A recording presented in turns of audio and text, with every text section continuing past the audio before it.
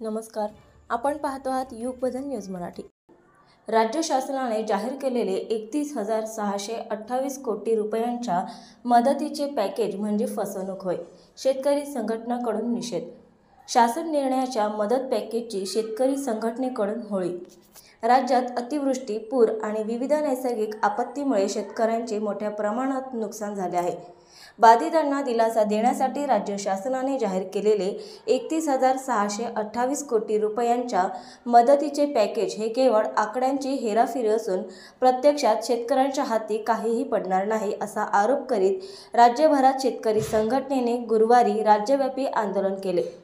तसेच अकोला जिल्हाधिकारी कार्यालयासमोर 16 ऑक्टोबर रोजी शेतकरी संघटनेकडून राज्य शासन निर्णयाच्या मदत पॅकेजची होळी करून निषेध व्यक्त केला। संघटनेचे राष्ट्रीय अध्यक्ष ललित बहाडे यांच्या उपस्थितीत हे आंदोलन पार पडले।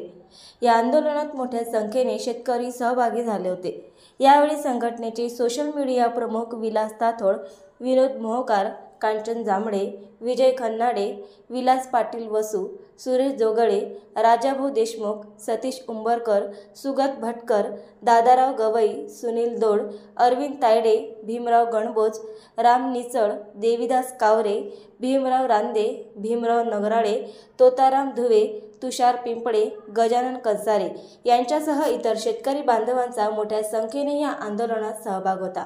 नया जमाना आएगा, आएगा भाई आएगा, नया जमाना आएगा।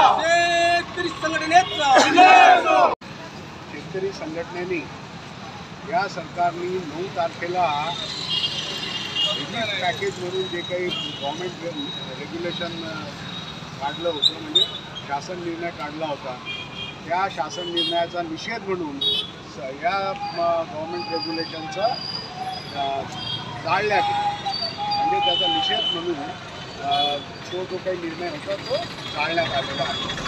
सरकारने जे काही शेतकरी संघटनेचं म्हणणं असं आहे की शेतकऱ्यांना इमिजिएट आता हेक्टरी 1.25 लाख रुपये त्यांनी दिले पाहिजे, जेणेकरून या पावसामुळे झालेल्या नुकसानातून ते त्यांना मदत होईल, त्यांच्या कामी येतील पैसे। हे पैसे जे काही शेतकरी संघटना म्हणते आहे की सरकारने दिले पाहिजे, हे पैसे त्यांना आम्ही जेव्हा आमचा उणे सबसिडीचा हिशोब हे सरकार करेल तेव्हा आम्ही हे पैसे त्यांना काटून देऊ। आम्हाला त्यांचे पैसे नको आहेत, पण अर्जंटली आम्हाला जे काही त्यांच्याकडून घेणं आहे त्यातले आम्हाला 1.25 लाख रुपये हेक्टरी दिले पाहिजे, म्हणजे 50,000 रुपये हेक्टरी या हिशोबाने आम्हाला आत्ताच्या आता पैसे त्यांनी दिले पाहिजे।